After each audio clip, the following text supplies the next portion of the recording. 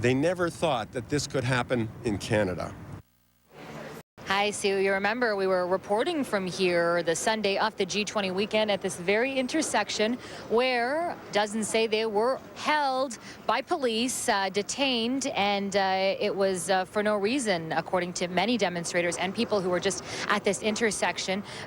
Some were arrested and then released, and some were just held in the rain for 4 hours and then released. And one of those is the plaintiff, Sherry Good. She is the plaintiff in this case, but 800 people, maybe even more, are going to be named in this class action lawsuit. It's asking for $45 million, and the defendants in the case, the Toronto Police Services Board, as well as the RCMP. So I am joined now by Derek Sobral. He was on the streets of Toronto, and you are going to be joining this class action lawsuit. Derek, tell me why. Well, I'm a citizen of Toronto, and I care about what happens in my city, in our city.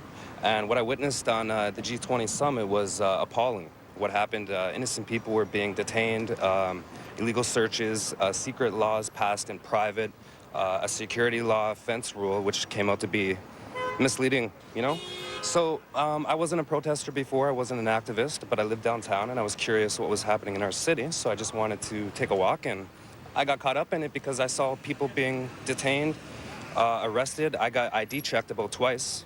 And they threatened me with arrest, so I didn't like the fact that they're taking away civil rights from people during this 3-day event. There are some people out there who may say, you know, the police told you shouldn't be here, that it was going to be, there's going to be extreme security during this time.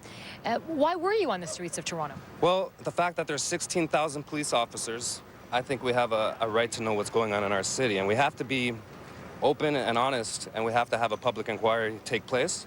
Because what I witnessed was a lot of people being innocently attacked. People, like there was horses trampling on people. If you type in G20 Toronto, O Canada on YouTube, you'll see people being trampled by singing O Canada. That's not the city that I want to live in. We have a gentleman here who was an amputee. Okay, he had one leg, and they ripped it off him and they made him hop into a paddy wagon. This is not what Canada is about. Imagine if this was Terry Fox, you know, somebody who's Canadian. We all have human rights. And we're not going to be brutalized by the police. We're not going to be terrorized. We don't stand for Public Works Act, which is a fraud.